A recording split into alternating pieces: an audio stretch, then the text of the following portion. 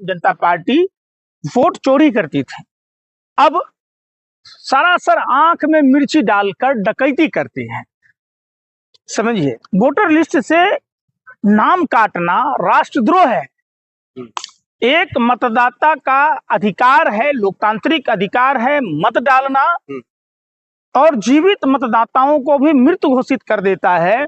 तो आप जब देखे होंगे कि ये राजनीतिक पेंच के कारण विरोधी पक्ष के लोगों का नाम काट देना सरासर संविधान का उल्लंघन है, लोकतंत्र का जघन्य हत्या है। ममता बनर्जी तो कह रही है जो चुनाव आयोग ने सरासर गलत किया है, चुनाव आयोग सरासर बिक गया है। लेकिन एक संस्थान है, भारत सरकार का संस्थान है जो दशकों से चुनाव करवाता हुआ आ रहा है, उसको आप लोग बिका हुआ कह रहे हैं। आपको नहीं लग रहा? ईमानदारी की बात बता, आपको चुनाव नहीं हो रहा देश में? कैसे हो रहा है? कैसे हो रहा है बताओ? ये एक तरह से वोट खरीदने की जो प्रक्रिया थी बिहार में, अब महिलाओं को 10,000 रुपये क्यों नहीं मिल रहे? क्यों नहीं? महिलाओं के सम्मान की बात हो रही है। बिहार की समस्या क्या थी समझिए, बिहार में 24 नदियों में पानी का बहाव नहीं है, तो नदी से नदी जोड़ने की प्रक्रिया शुरू होती, बाढ़ सुखाड़ की समस्या है। बिहार में बंद औद्योगिक इकाइयों के पुनर्गठन की बात होती, इथेनॉल के फैक्ट्री लगाकर वाहवाही लूटी गई। जिन लोगों ने इथेनॉल की फैक्ट्री लगाई उनसे कोई खरीदार नहीं है, उनके पैसे डूब गए। आज भी बिहार के लोग पलायन करते हैं, और जहां पलायन करते हैं ये जब किराएदार की भूमिका में होते हैं तो उनके साथ जो घुसपैठियों से भी ज्यादा बदतर बदसलूकी होती है देश भर में, वो कैसे जीवन गुजर बसर करते हैं, कैसे ट्रेनों में यात्रा करते हैं, कैसे अपने गंतव्य तक कमा कर घर तक पैसे पहुंचा पाते हैं, कभी आपने उस पर प्रकाश डाला? सर आप तो खुश होंगे ना, आप एक हिंदू हैं, आप चानन टीका लगा करके 24 घंटा आप घूमते रहते हैं। आप ही की बात तो हेमंत विश्व शर्मा साहब कह रहे हैं, क्या कह? इस बार हमारी सरकार बन रही, हिंदुओं को मजबूती मिलेगी। फिर से दोहराने की कोशिश हम लोग कर रहे हैं सरकार बनाने में। अच्छा एक बात बताइए, आपने हेमंत विश्व शर्मा का भी बयान सुना होगा, आपने केंद्र के गृह मंत्री अमित शाह का भी बयान सुना होगा। 2016 में भी यही बात थी, हमारी सरकार बना दो, डबल इंजन की सरकार बना दो, हम घुसपैठिया भगा देंगे। फिर चुनाव हुए, हमारी सरकार बना दो, घुसपैठिया भगा देंगे। तो भैया दूसरे टर्म 10 साल भारतीय जनता पार्टी की सरकार रही, आपने कितने घुसपैठिए भगाए आप बताओ?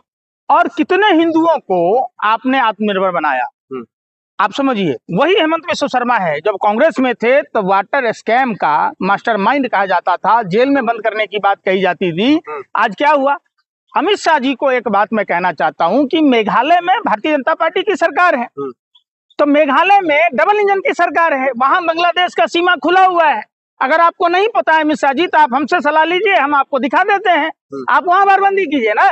क्यों नहीं कर रहे? बीजेपी वाले गद्दारी कर रहे हैं। बिल्कुल बिल्कुल सरासर सनातन के नाम पर झूठ फरे परोसा जा रहा है। सनातन के लोग जैफरीन एपिस्टीन का साथ नहीं दे सकते, जैफरीन एपिस्टीन के साथ लौंडा नाच नहीं नाच सकते। जो सनातन प्रेमी होगा, नकली दवाई वाले जीवेश मिश्रा जैसे लोगों को मंत्री नहीं बना सकते, कोडिन कफ सिरप वालों का साथ नहीं दे सकते। कैसन विरोधी पक्ष के लोगों का नाम काट देना सरासर संविधान का उल्लंघन है, लोकतंत्र का जघन्य हत्या है। ममता बनर्जी तो कह रही है जो चुनाव आयोग ने सरासर गलत किया है, चुनाव आयोग सरासर बिक गया है। लेकिन एक संस्थान है, भारत सरकार का संस्थान है जो दशकों से चुनाव करवाता हुआ आ रहा है, उसको आप लोग बिका हुआ कह रहे हैं। आपको नहीं लग रहा? ईमानदारी की बात बता, आपको चुनाव नहीं हो रहा देश में? कैसे हो रहा है? कैसे हो रहा है बताओ?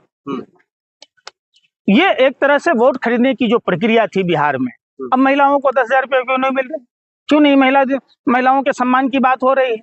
बिहार की समस्या क्या थी समझिए, बिहार में 24 नदियों में पानी का बहाव नहीं है, तो नदी से नदी जोड़ने की प्रक्रिया शुरू होती, बाढ़ सुखाड़ की समस्या है।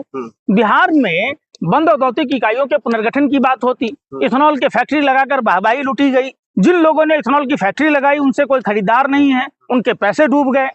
आज भी बिहार के लोग पलायन करते हैं, और जहां पलायन करते हैं ये जब किराएदार की भूमिका में होते हैं